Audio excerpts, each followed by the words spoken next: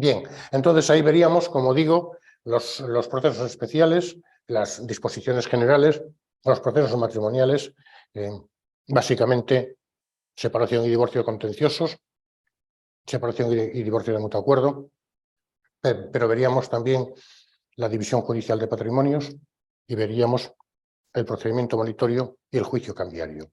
Estos serían los procedimientos del libro cuarto. Y en la parte primera, lo que vemos básicamente son los procesos, las disposiciones generales y los procesos de familia. Y es un poco, más o menos, con lo que debemos quedarnos hoy. ¿Vale? Bien, pues vamos allá. Aquí, además, tenemos que tener en cuenta que esta parte de la Ley de Enjuiciamiento Civil ha sufrido una modificación profunda en los procesos de familia como consecuencia de la desaparición de los procesos de incapacidad, tal y como lo conocíamos, la Ley 8/2021, ha modificado sustancialmente todos los procesos de capacidad y ahora, bueno, pues existen unos nuevos procesos que sabemos que son de jurisdicción voluntaria, para, digamos, la provisión de medidas de apoyo a personas con discapacidad. Y en el caso de que no se pueda resolver en jurisdicción voluntaria o el procedimiento sea contencioso, entonces sí que nos vamos a la Ley de Enjuiciamiento Civil, libro cuarto. Entonces, quiero decir que ha sufrido una cierta modificación, el tema está modificado ya y bueno, vamos a intentar, por lo menos, si no en su totalidad, hacer una pequeña disertación sobre las disposiciones generales, porque, bueno, conociendo eso y conociendo el 770 de la Ley de Enjuiciamiento Civil, el 770 que regula el divorcio de contencioso y el 777 de mutuo acuerdo, pues prácticamente tenemos pues una idea general. Vale, muy bien.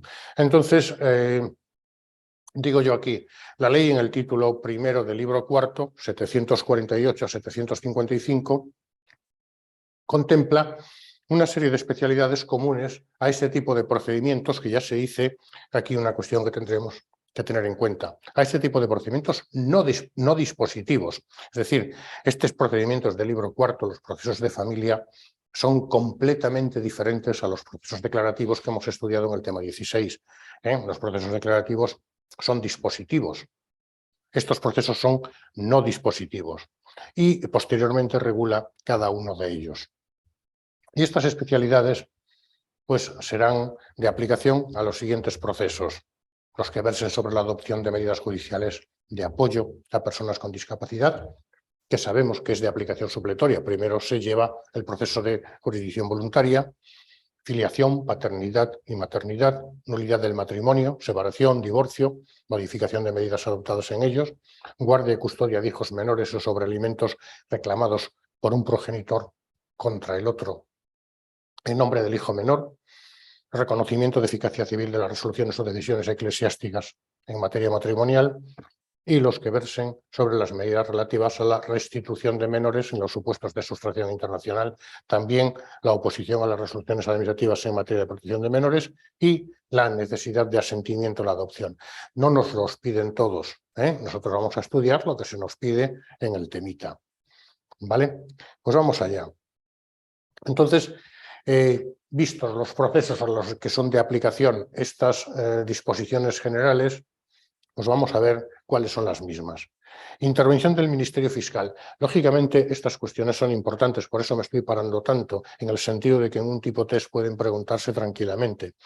En los procesos sobre la adopción de medidas judiciales de apoyo a personas con discapacidad, en los de nulidad matrimonial, sustracción internacional de menores, determinación e impugnación de la filiación será siempre parte del Ministerio Fiscal, aunque no haya sido promotor de los mismos, ni deba, conforme a la ley, asumir la defensa de alguna de las partes. Muy bien, entonces, un poco, porque esto lo hemos leído, proceso de adopción de medidas judiciales de apoyo a personas con discapacidad, es decir, este nuevo proceso que sustituye al proceso de incapacitación. Nulidad matrimonial. Recordemos que en un proceso de familia tendríamos separación matrimonial, divorcio y nulidad. Nulidad matrimonial. Sustracción internacional de menores. Determinación e impugnación de la filiación. Determinación de la filiación, cuando la filiación no está determinada.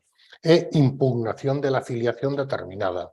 Es decir, cuando se ha determinado una filiación y se impugne esa filiación. Comparece una persona y dice, oiga, que el padre de este menor no es este señor, sino que soy yo. O al revés. Son dos procesos distintos. Determinación de la filiación, impugnación de la filiación. Será siempre parte del Ministerio Fiscal, aunque no haya sido promotor de los mismos, ni deba, conforme a la ley, asumir la defensa de alguna de las partes. Recordad que las funciones del Ministerio Fiscal en el proceso civil son tres, básicamente. Cuando emite informes, el fiscal informante, el fiscal, pues cuando es parte en el proceso, porque la ley dice será parte del Ministerio Fiscal, y el fiscal postulante, es decir, cuando el Ministerio Fiscal defiende alguna de las partes, porque así lo establece la ley.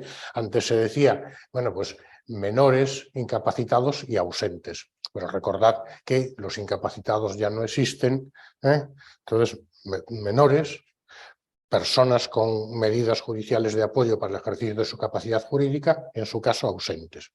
Y el Ministerio Fiscal velará a lo largo de todo el procedimiento por la salvaguarda de la voluntad, deseos, preferencias y derechos de las personas con discapacidad que participen en dichos procesos, así como por el interés superior del menor. Un poco, ya veis que lo que está en rojo es lo que se ha introducido en la reforma. En los demás procesos a lo que se refiere a este título será preceptiva la intervención del fiscal siempre que alguno de los interesados sea menor. Modificamos la palabra incapaz, que ya no debemos de utilizarla, persona con discapacidad o esté en situación de ausencia legal. Un poco lo que yo os decía antes. ¿Vale? Entonces, intervención del Ministerio Fiscal en estos procesos del libro cuarto, precepto importante. Representación y defensa de las partes, evidentemente fuera de los casos en que conforme a la ley deban ser defendidas por el Ministerio Fiscal, las partes actuarán siempre con abogado y procurador. Lo que decimos, lo comentábamos antes, la ley establece, la ley de enjuiciamiento civil establece que en el proceso civil las partes deberán comparecer siempre con abogado y procurador. Y luego establece unas excepciones. Es decir, si no están exceptuados, siempre y en todo caso las partes deberán comparecer con abogado y procurador. Excepciones en los artículos 23 y 31. En los procedimientos de separación o divorcio solicitado de común acuerdo por los cónyuges, estos podrán valerse de una sola defensa y representación. También es una peculiaridad. No obstante lo dispuesto en el párrafo anterior, cuando alguno de los pactos propuestos no fuera aceptado por el tribunal o por el letrado, bueno, por el letrado también tiene competencias que ahora veremos, pero no se refería a esto en este momento, no fuera aprobado por el tribunal, el letrado requerirá a las partes a fin de que en el plazo de 5 días manifiesten si desean continuar con la misma defensa y representación o por si con el contrario cada uno debe valerse de o quiere valerse de su propia defensa y representación. Asimismo, cuando a pesar del acuerdo suscrito por las partes y homologado por el tribunal es el juez de primera instancia, no nos confundamos, una de las partes pide la ejecución judicial de dicho acuerdo, si una de las partes de mutuo acuerdo pide la ejecución judicial es que no hay tanto acuerdo. El letrado requerirá a la otra para que nombre abogado y procurador que la defienda y represente. Indisponibilidad del objeto del proceso, ya lo he comentado antes muy por encima, pero esta es la diferencia fundamental con los procesos declarativos del tema 16 que hemos estudiado, con el juicio ordinario y con el juicio verbal. Con el tema 16 estamos en tramitación y auxilio, con el tema 26 y 27 sí estamos en gestión, porque los procesos declarativos son igual para tramitación que para gestión. Evidentemente en gestión se estudian un poco más a fondo, pero los procesos son los mismos. Entonces dice la ley, en los procesos a los que se refiere este título no surtirán efecto la renuncia, el allanamiento ni la transacción. Y yo siempre que hablo de estas instituciones y también del desistimiento, digo, por favor, si alguien no tiene claro a estas alturas de la preparación lo que son estos conceptos, vayamos a verlos. Vayamos a verlos a la ley de enjuiciamiento civil, artículos 20, 22, por ahí anda la cosa, ¿vale? O me lo preguntáis. El desistimiento, renuncia, allanamiento y la transacción. No surgen efectos. El desistimiento requerirá la conformidad del Ministerio Fiscal, excepto en los siguientes supuestos. Procesos que se refieran a la filiación, paternidad y maternidad, siempre que no existan menores, personas con discapacidad con medidas judiciales de apoyo en las que se designe un apoyo, una persona de apoyo, pero la ley le llama así, un apoyo con funciones representativas o ausentes interesados en el Ministerio Fiscal. Es decir, el desistimiento requerirá la conformidad del Ministerio Fiscal. La renuncia, el allanamiento y la transacción no surten efectos. El desistimiento sí, pero requiere la conformidad del Ministerio Fiscal en los supuestos siguientes, exceptuándolos. El 1 ya lo hemos dicho, el 2. En los procesos de nulidad matrimonial por minoría de edad, cuando el cónyuge que contrajo matrimonio siendo menor ejercite después de llegar a ser mayor la acción de nulidad. Quedémonos muy bien con esto porque, perdón, si no, no lo comprendemos. Procesos de nulidad matrimonial por error, coacción o miedo grave. Y ya en los procesos de separación y divorcio. El desistimiento requerirá la conformidad del Ministerio Fiscal, excepto, por ejemplo, en los procesos de separación y divorcio. Lógicamente, en los procesos de nulidad matrimonial, por error, coacción o miedo grave. Bueno, las pretensiones que se formulen en procesos a que se refiere este título y que tengan por objeto materias sobre las que las partes puedan disponer libremente según la legislación civil aplicable podrán ser objeto de renuncia, allanamiento, transacción o desistimiento. Bien, expliquemos esto porque tampoco se entiende demasiado bien a veces. Un proceso de divorcio, ¿cuál es el objeto del proceso? El divorcio. Pero también tenemos, y además puede, digamos, como acumulación objetiva de acciones, la liquidación del régimen económico matrimonial. Evidentemente estamos pensando en dos personas adultas, etcétera, ¿no? Muy bien. En lo relativo a la liquidación del régimen económico matrimonial entre dos personas adultas cubiertas, en su caso, las necesidades de los menores, podrían ser objeto de renuncia, allanamiento, transacción o desistimiento, sí. En lo relativo, como digo, a la liquidación del régimen económico matrimonial, porque es lo que nos dice, materias sobre las que las partes puedan disponer libremente. Podría ser objeto, por ejemplo, de, no sé, de transacción, el objeto del proceso, un divorcio. Evidentemente, la respuesta debería ser no. El divorcio, digamos, se acuerda por el tribunal, en su caso por el Tribunal de Justicia, de acuerdo a cómo establece la ley. No se puede negociar de divorcio, pero solo en esta parte o solo en aquella otra. El objeto del proceso es el divorcio, la ruptura del vínculo matrimonial, y la nulidad del vínculo matrimonial, la ruptura del vínculo matrimonial, según estemos hablando, pues evidentemente eso no puede ser, no es dispositivo, pero la parte, digamos, a que se refiere la disolución del régimen económico matrimonial, como aquí se dice, sí. Espero haberme explicado, porque estoy intentando que se entienda y a veces pues uno tampoco se explica demasiado bien. Prueba. En lo que se refiere a la prueba, dice, los procesos de este título se decidirán con arreglo a los hechos que hayan sido objeto de debate y resulten probados, con independencia del momento en el que hubieran sido alegados o introducidos de otra manera en el procedimiento, en el proceso. Fijémonos la diferencia fundamental con los procesos declarativos, sin perjuicio de que de las pruebas que se practican a instancia del Ministerio Fiscal y de las demás partes, el tribunal podrá decretar de oficio cuantas estime pertinentes. Esto evidentemente es totalmente diferente a los procesos declarativos. En los procesos declarativos comentábamos que el tribunal es un árbitro, no puede acordar prueba de oficio en modo alguno. Se dice, bueno, es que hay un artículo en la tramitación del procedimiento ordinario que el juez puede decirle al letrado, señor letrado, al abogado me estoy refiriendo, señor abogado, con las pruebas que usted propone, este hecho no queda suficientemente probado o no va a quedar suficientemente probado. Sí, eso es cierto, lo dice la ley en los procesos declarativos, pero eso en modo alguno supone proponer prueba, como aquí se dice, podrá decretar de oficio cuantas estime pertinentes. Por eso digo que los procesos del libro cuarto son diferentes a los declarativos. La conformidad de las partes sobre los hechos no vincula al tribunal, ni éste El tribunal podrá decidir la cuestión litigiosa basándose exclusivamente en dicha conformidad, en el silencio o respuestas evasivas sobre los hechos alegados por la parte contraria. Tampoco estará el tribunal vinculado en los procesos a que nos estamos refiriendo a las disposiciones de esta ley en materia de fuerza probatoria, del interrogatorio de las partes, de los documentos públicos y de los documentos privados reconocidos. Dicho de otro modo, la ley establece un mayor margen de discrecionalidad al juez de primera instancia, al tribunal. Tampoco estará el tribunal vinculado. Fijémonos, lo dispuesto en los apartados anteriores es aplicable asimismo a la segunda instancia.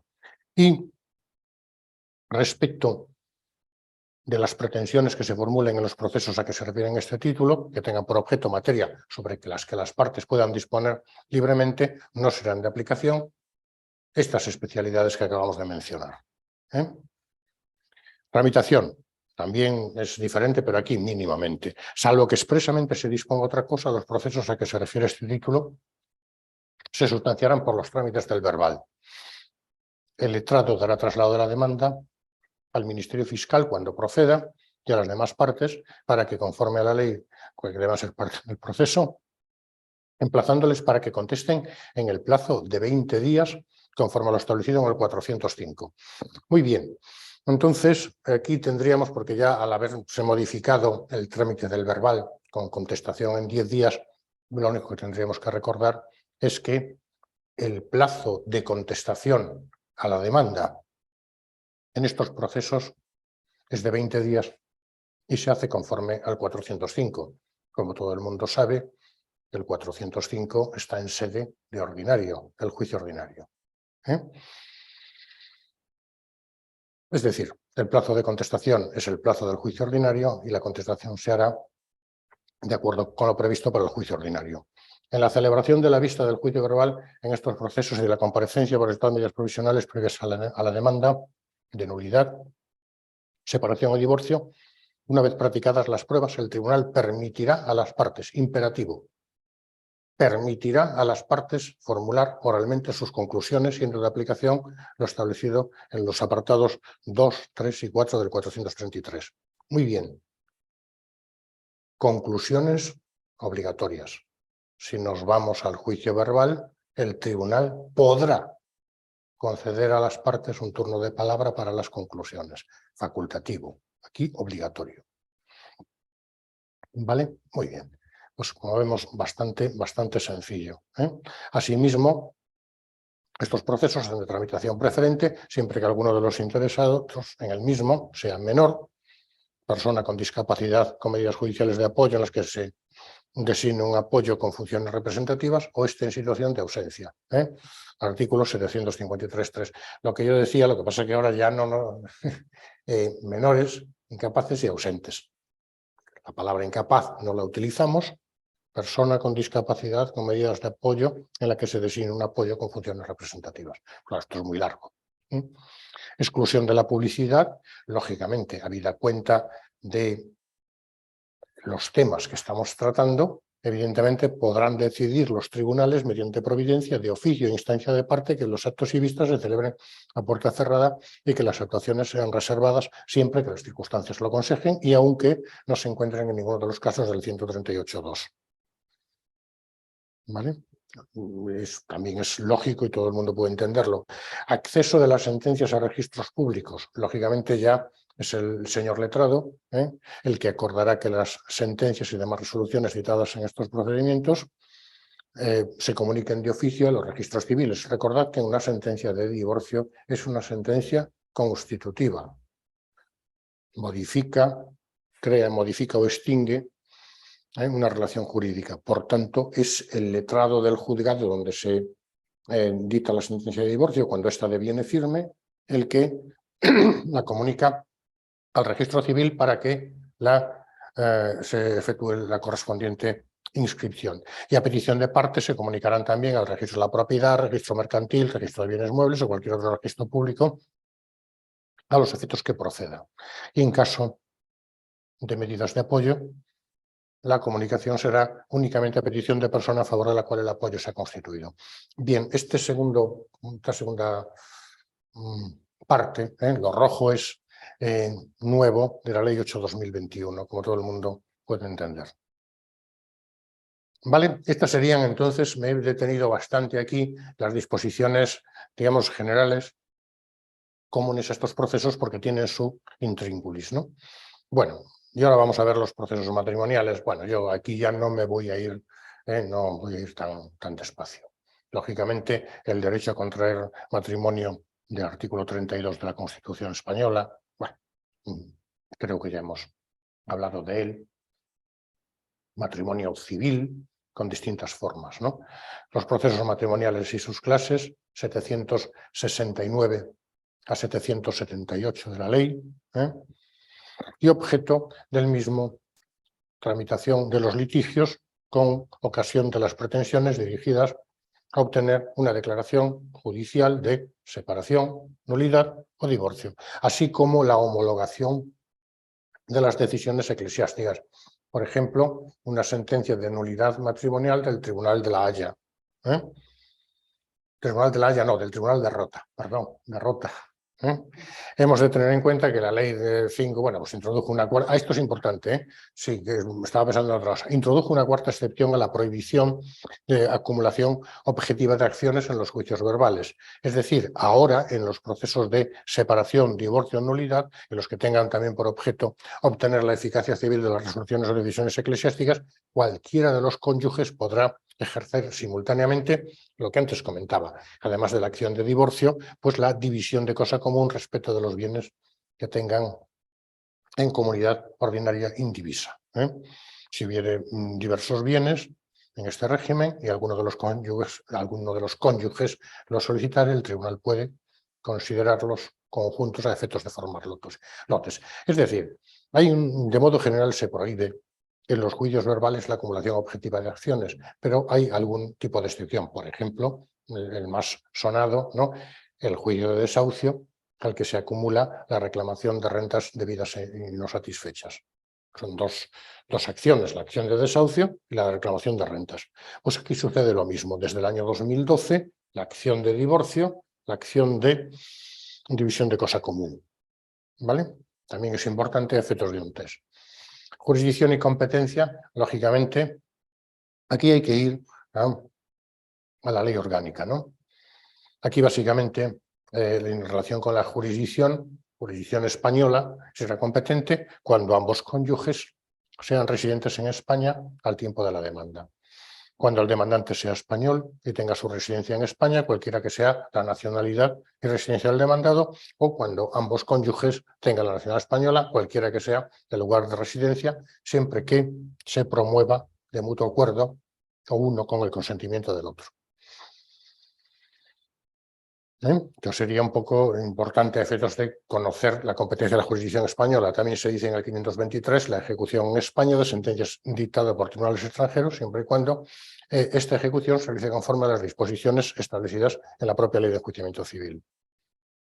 Y en relación con la competencia objetiva, bueno, la competencia objetiva no tiene ningún problema. El problema está con la competencia territorial. Como todo el mundo puede entender, la competencia objetiva es los juzgados de primera instancia. Bien es verdad que existe la posibilidad, en aquellas localidades donde los haya, que, digamos, el juzgado sea el de familia.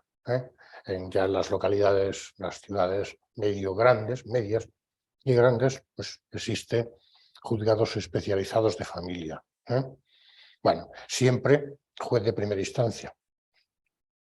No podemos siquiera mencionar que los jueces de paz tengan competencia. La competencia para conocer de las medidas provisionales y cautelares corresponde también al tribunal que esté conociendo del pleito principal. ¿Vale? Las sentencias citadas por los jueces de primera instancia, recurribles ante las audiencias provinciales. Es decir, en este caso, la competencia objetiva y la competencia funcional creo que no tienen ningún tipo de problema. El problema lo tenemos en la competencia territorial, más que nada porque existen varios fueros, ¿no? Bueno, existe, competencia para el proceso principal, que es lo que nos interesa. Lugar del domicilio conyugal. Bien, porque allí vivan ambos cónyuges, cohabitan en distintas viviendas dentro de la misma población o incluso en distintas poblaciones siempre que pertenezcan al mismo partido judicial. Por ejemplo, Alicante. Los cónyuges viven en diferentes viviendas en la ciudad de Alicante o viven en poblaciones que pertenecen al partido judicial de Alicante. Uno vive en San Juan y el otro en el Campello. En otro caso, punto segundo, la competencia corresponde al juzgado del último domicilio del matrimonio o al de residencia del demandado a elección del actor. Juzgado del último domicilio del matrimonio o residencia del demandado a elección del actor.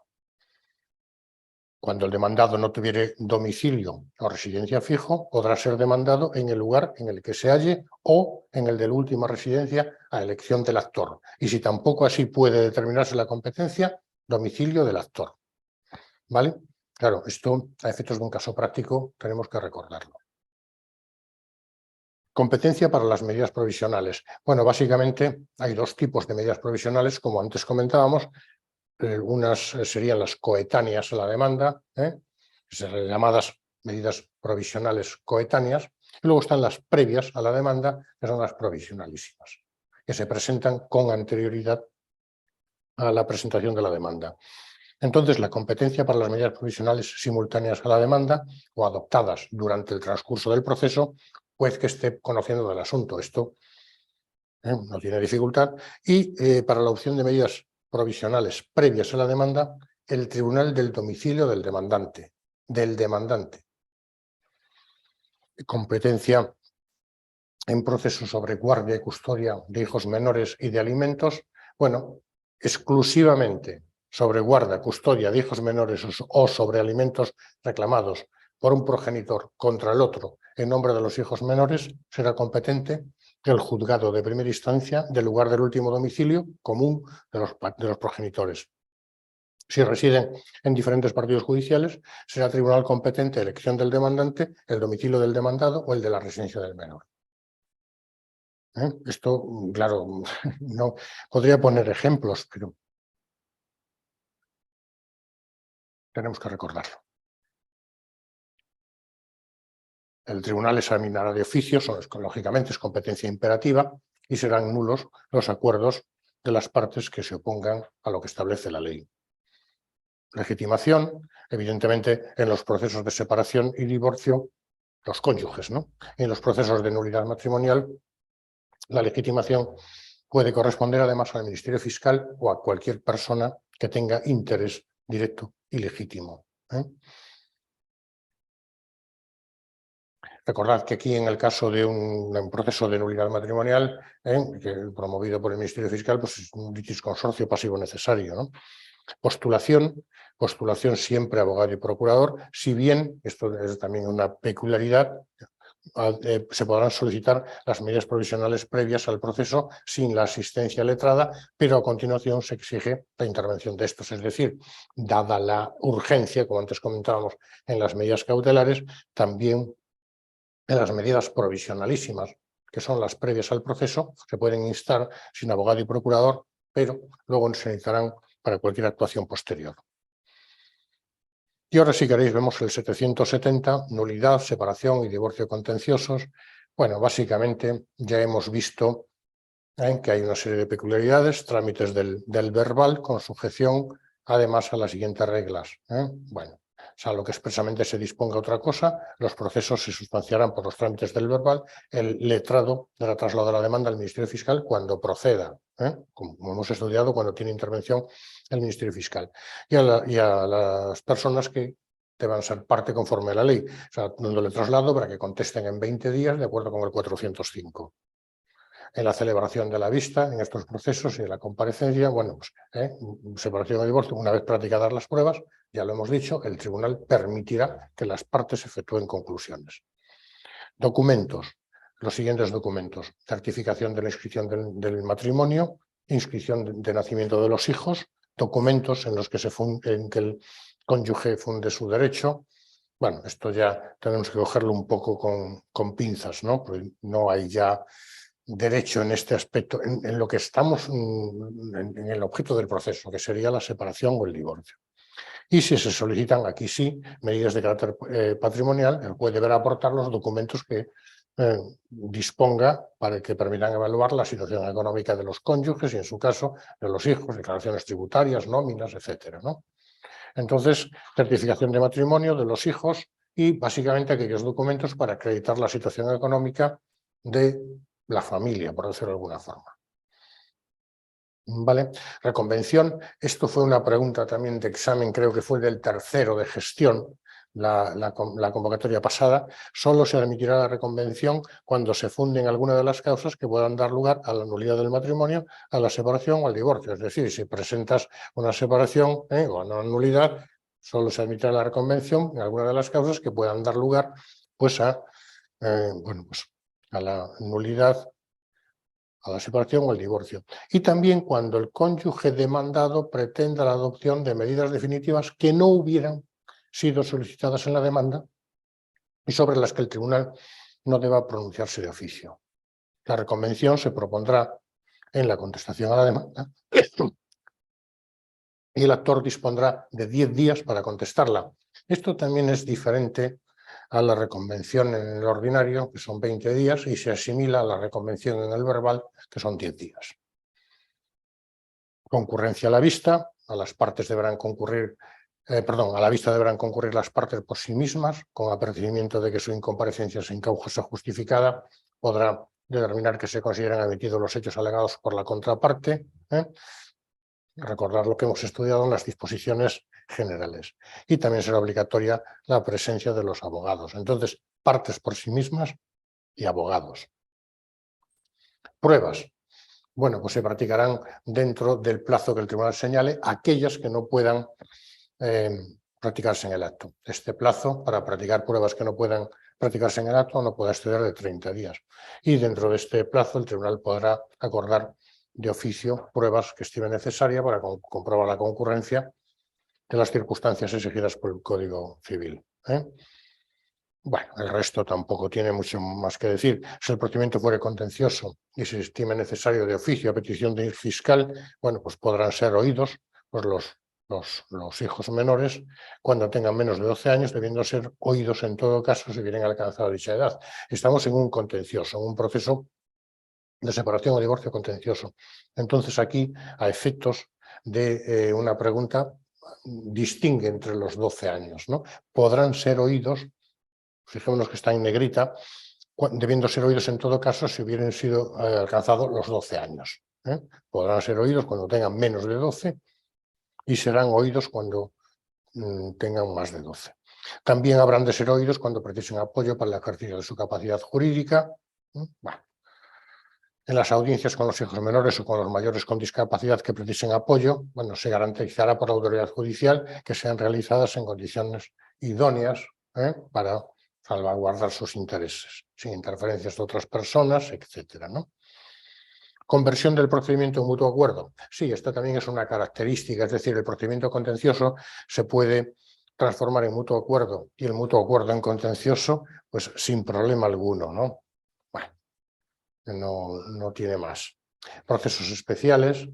Y también esto se está refiriendo a aquellos procesos que versen sobre guardia y custodia de hijos menores o sobre alimentos reclamados en nombre de los hijos menores. Aquí lo que se dice es que para la adopción de medidas cautelares, bueno, se seguirán los trámites establecidos en la ley para la adopción de medidas previas, simultáneas o definitivas en los procesos a que nos referimos.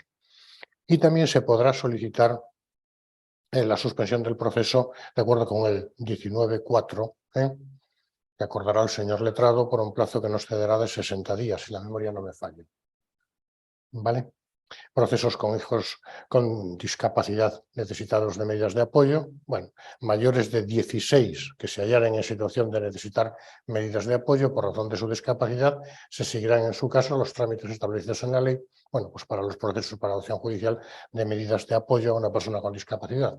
Básicamente en esta ley nos dice, ¿no? ¿Vale?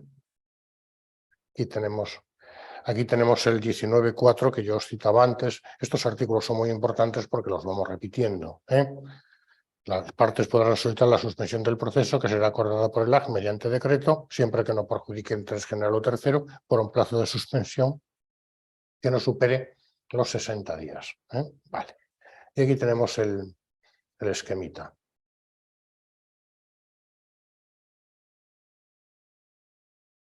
Como veis, casi siguiendo los esquemas, podemos llegar a conocer el tema. Y ahora tendríamos el de mutuo acuerdo. Las peticiones de separación o divorcio presentadas de común acuerdo por ambos cónyuges o uno con el consentimiento del otro se tramitarán por el procedimiento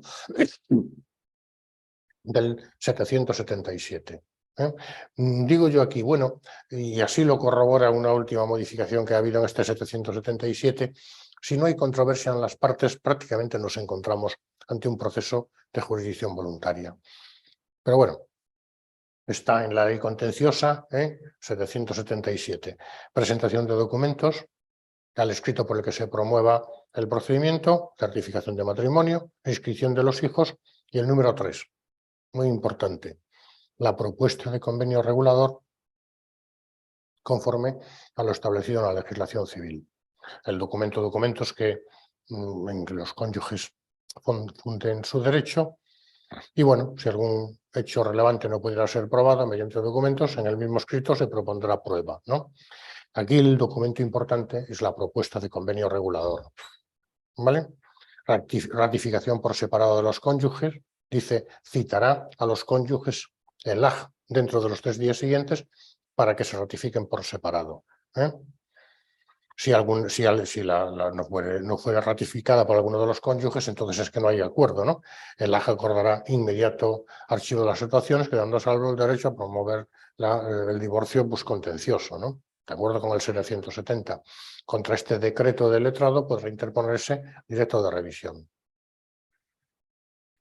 Subsanación y práctica de prueba, ratificada por ambos cónyuges la solicitud, si la documentación aportada fuera insuficiente, el juez o el letrado, que fuera competente, concederá a los solicitantes un plazo de 10 días para que la completen. Bueno, poco más tendríamos que decir. Se practicará durante los 10 días la prueba que los cónyuges hubieran propuesto y las demás que el tribunal considere necesarias. Intervención del Ministerio Fiscal, lógicamente, hijos menores o hijos mayores con discapacidad y medidas de apoyo atribuidas a sus progenitores. El tribunal recabará informe del fiscal sobre los términos del convenio regulador, aquellas cláusulas relativas a los hijos, y serán oídos cuando se estime necesario o a petición del fiscal, partes o equipo técnico judicial o del propio hijo. Estas actuaciones se practicarán durante el plazo que estamos comentando y si no durante 5 días, si no se hubiera abierto ese plazo. Sentencia y recursos. El tribunal dictará sentencia concediendo o denegando la separación o el divorcio y pronunciándose sobre el convenio regulador. Si la sentencia no aprueba en todo o en parte el convenio regulador, se concederá a las partes un plazo de 10 días para proponer un nuevo convenio o unos nuevos clausulados en aquellos no aceptados por el tribunal. ¿Vale? Dice la ley, la sentencia que deniegue la separación o el divorcio, el auto que acuerde alguna medida que sea parte de los términos del convenio, podrán ser recurridas en apelación. No suspenderá la eficacia del recurso que se interpuesta ni afectará la firmeza de la sentencia relativa a la separación o el divorcio. Es decir, el divorcio deviene firme o la separación y lo que se discute pues, son algunas de las medidas propuestas por los cónyuges y que el tribunal no ha aceptado. La sentencia que aprueben en su totalidad la propuesta de convenio solo podrán ser recurridos en interés de los hijos menores o en aras de la salvaguarda de la voluntad, preferencias o derechos de los hijos con discapacidad con medidas de apoyo atribuidas a sus progenitores por el Ministerio Fiscal. Modificación del convenio regulador o de las medidas acordadas por el tribunal, bueno, por el mismo trámite. Básicamente, el mismo trámite, en otro caso se estará al 775. Procesos, competencia del letrado. Esto es un poco lo que yo quería comentar. Si la competencia fuera del letrado por no existir hijos con discapacidad, dicho de otro modo, si existen hijos con discapacidad con medidas de apoyo atribuidas a sus progenitores o hay menores no emancipados, la competencia no es del AG, sino del juez. Pero si no, sería del AG. Inmediatamente después de la ratificación, el AG dictará decreto pronunciándose sobre el convenio regulador. Y el decreto que formalice la propuesta pues declarará la separación o divorcio de los cónyuges. Es decir, la sentencia del juez se transforma en decreto del AG. Y si considerase que a su juicio alguno de los acuerdos del convenio pudiera ser dañoso o gravemente perjudicial para uno de los cónyuges o para los hijos menores o mayores o menores emancipados, lo advertirá a los otorgantes y dará por terminado el proceso y, evidentemente, en este caso, los cónyuges solo podrán acudir ante el juez para que apruebe la propuesta de convenio regulador. Este decreto no es recurrible. Es importante que lo recordemos a efectos de un tipo test. ¿De acuerdo? Pues bueno, aquí tendríamos un poco lo que es lo que son los esquemitas. Eficacia civil de las resoluciones eclesiásticas, de los tribunales eclesiásticos. Esto simplemente lo leemos. Referencia a las uniones estables de pareja también lo leemos. Y las medidas provisionales y definitivas. Sí que vamos a ver esto y ya lo dejamos aquí. Las medidas provisionales y definitivas, bueno, ya hemos ido hablando de ellas a lo largo de toda la tarde, ¿no? Se regulan, bueno, existen dos tipos, previas a la demanda y coetáneas a la demanda. Las previas a la demanda, provisionalísimas o urgentes también se llaman, se regulan en el 771, que son las solicitadas por uno de los cónyuges con anterioridad a la presentación de la demanda y acordadas por el tribunal sin ningún trámite, en la misma resolución que cita a las partes a la comparecencia de medidas previas a la demanda. ¿Vale? Para evitar estas medidas, que se circunscriben a los efectos del 102, los coloco aquí, y a las medidas de custodia de los hijos y uso del bien y ajuar familiares del 103, el tribunal habrá de apreciar, bueno, pues evidentemente la urgencia. La urgencia del caso lo aconsejaré, por lo que habrá de acreditarse de algún modo esta urgencia. Fijémonos, contra esta resolución, esa resolución es un auto. No se dará recurso alguno y las medidas que se contengan en ellas serán sustituidas por el auto de medidas provisionales previas que habrá de editarse una vez celebrada la comparecencia. Dicho de otro modo, en estas medidas provisionalísimas previas a la demanda, una vez presentadas, si el tribunal entiende que deben acordarse, dicta ya un auto acordando tales medidas que acabamos de ver ahí, 102 y 103 en su caso, parte de ellas, y cita la comparecencia para que el otro cónyuge, el cónyuge que habrá de soportar las medidas, pueda manifestar lo que a su derecho convenga. ¿No? Tribunal entre que se solicitan, presentación sin necesidad de abogado y procurador, ya lo he comentado, ¿no? De modo general, pues ante el tribunal del domicilio del solicitante. Tramitación a la vista de la solicitud, el letrado citará a los cónyuges y si hubiera hijos menores o hijos con discapacidad, con medidas de apoyo atribuidas a sus progenitores, también al Ministerio Fiscal, a una comparecencia en las que se intentará el acuerdo entre partes. Se celebrará los 10 días siguientes. A dicha comparecencia deberá acudir el cónyuge demandado, asistido por abogado y representado por procurador. De esta resolución se dará cuenta al tribunal para que pueda adoptar las medidas que acabamos de decir del 102 y en la relación con la custodia de los hijos y el uso de la vivienda y ajuar familiar. Contra esta resolución, auto, no cabe recurso alguno. La comparecencia pues no tiene nada, ¿vale? Si no hubiera acuerdo de los cónyuges sobre las medidas, o en su caso el fiscal, ¿vale? No fuera aprobado en todo o en parte por el tribunal, se oirán las alegaciones de los concurrentes y se practicará la prueba que se proponga. Hay una posibilidad de practicar prueba que no pudiera practicarse en el acto en el plazo de 10 días. La falta de asistencia sin causa justificada de alguno de los cónyuges a la comparecencia podrá determinar que se admitan los hechos alegados por el cónyuge contrario, ¿no? En relación con las medidas de carácter patrimonial. Resolución y plazo de plazo de vigencia de las medidas provisionales, plazo de 3 días mediante auto contra el que no se dará recurso alguno y los efectos y medidas acordadas solo subsistirán si dentro de los 30 días se presenta la demanda de nulidad, separación o divorcio. Confirmación o modificación de las... Perdón. Confirmación o modificación de las medidas. Vaya. Vaya.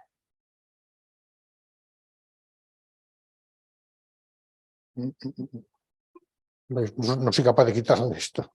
Es increíble. Bueno, pues ya parará cuando quiera. Bueno, ahora sí, ha parado. Bueno, lo que estábamos diciendo, confirmación o modificación de las medidas provisionales previas a la demanda al admitirse esta. Es decir, medidas provisionales previas a la demanda. Cuando se presenta la demanda, lógicamente habrá que hacer constar la existencia de las mismas. Admitida la demanda, el letrado unirá a las actuaciones sobre la adopción de dichas medidas, solicitándose a tal efecto el correspondiente testimonio del juzgado donde se hubieran acordado, ¿vale? Solo cuando el tribunal considere que procede completar o modificar las medidas previamente acordadas, convocará a las partes a una comparecencia que señalará el letrado del mismo modo que hemos visto. Es decir, el juez, cuando reciba la demanda, ve que hay unas medidas provisionalísimas previas a la demanda acordadas y, bueno, puede entender que deben ser modificadas o completadas, en cuyo caso se acuerda la comparecencia que hemos visto. Si no, continúan subsistentes hasta que el juez que está conociendo de la demanda dicte las medidas definitivas. O en su caso se solicite por alguna de las partes la modificación de las mismas y el juez resuelva, ¿no? ¿Vale? Pues esto sería. Aquí tenemos el esquemita de siempre. Medidas provisionales derivadas de la admisión de la demanda, separación o divorcio. Estas serían las coetáneas. El cónyuge que solicite la nulidad de su matrimonio, la separación o el divorcio podrá pedir en la demanda lo que considere oportuno sobre las medidas del 102 y del 103, siempre y cuando no se hubieran adoptado con anterioridad. También podrán pedirlas ambos cónyuges de común acuerdo que el tribunal apruebe, que el juez de primera instancia apruebe o homologue aquellas a las que hubieran llegado. Admitida la demanda, el tribunal resolverá sobre las peticiones, a qué se refiere el apartado anterior, y acordará lo que procede de acuerdo con lo dispuesto en el 103. Digo yo, aplicando este párrafo es posible que el juez acuerde incluso de oficio las medidas del 103. Pero bueno, antes de dictar el tribunal de resolución, el letrado convocará a los cónyuges a una comparecencia al Ministerio Fiscal, si procede, y que se sustanciará contra, como ya hemos visto, contra el auto en que se dicte no cabe recurso alguno. Entonces, fijémonos que en las medidas provisionalísimas, el auto de las medidas provisionalísimas previas a la demanda, que se acuerda sin audiencia del demandado de manera urgente, no cabe recurso. Contra el que, en su caso, dicta después de haber ya oído al demandado, tampoco cabe recurso. Y en las medidas coetáneas, igualmente contra el auto que las acuerda, no cabe recurso. Y ya por último tendríamos las medidas provisionales solicitadas por el cónyuge demandado cuando no se han solicitado con anterioridad, o no hubieran sido solicitadas por el actor con arreglo a lo dispuesto en los apartados precedentes. Dicho de otro modo, se emplaza para contestar a la demanda, pues, al demandado, y no hay medidas provisionales adoptadas. ¿Podría solicitarlas al demandado? Pues sí. La solicitud deberá hacerse en la contestación a la demanda y se sustanciará en la vista principal cuando ésta se señale dentro de los 10 días siguientes a la contestación, resolviendo el tribunal por medio de auto no recurrible cuando la sentencia no pudiera dictarse inmediatamente después de la vista. Si la vista no pudiera señalarse en el plazo indicado, el letrado convocará a la comparecencia que antes hemos visto. Y evidentemente lo que yo he comentado antes, las medidas provisionales quedarán sin efecto cuando sean sustituidas por las que se establezca definitivamente en la sentencia o cuando se ponga fin al procedimiento de otro modo, ¿no? Como veis, no tiene ningún tipo de dificultad. Aquí, bueno, pues ir viéndolas con detenimiento, esto no es la ejecución ni mucho menos. Pero, bueno, siempre puede tener alguna cosilla. Por último, tendríamos ya las medidas definitivas, su modificación. Hemos dicho que las medidas definitivas son las que acuerda el tribunal en la sentencia. ¿Es posible modificarla? Sí, lógicamente. Básicamente, 775 y 774. Digamos, las dos primeras son adoptadas por el juez de forma provisional, y ya, bueno, en la modificación, pues lógicamente, si no se hubieran hecho antes, conforme hemos visto, los cónyuges podrán someter al tribunal los acuerdos a que hubieran llegado para regular las consecuencias de la nulidad, separación o divorcio, proponer la prueba que estimen oportuno, etcétera, ¿no? El tribunal resolverá, pues, de acuerdo con lo que hayan solicitado los cónyuges, tanto si ya hubieran sido adoptadas en concepto de provisionales como si hubieran propuesto con posterioridad.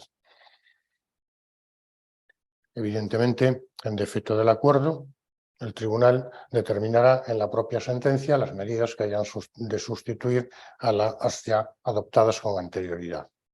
Relación con los hijos, vivienda, cargas del matrimonio, resolución del régimen económico matrimonial, etcétera, ¿no? ¿Vale? La modificación de las medidas, que como decíamos estaban en el 775, pues básicamente serían ya modificar las medidas definitivas.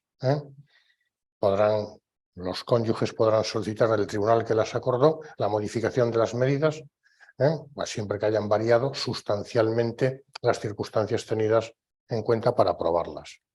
Se tramitarán de acuerdo con lo dispuesto en el 770, que es aquel que regula la separación contenciosa, si la petición se hiciera por ambos cónyuges de común acuerdo o uno por el consentimiento del otro, si seguirá el procedimiento del 777. Es decir, procedimiento del 770, si, digamos, no hay acuerdo en las medidas, que es donde se regula la separación y divorcio contenciosos, y 777, que es separación y divorcio de mutuo acuerdo, si también hay acuerdo en las medidas.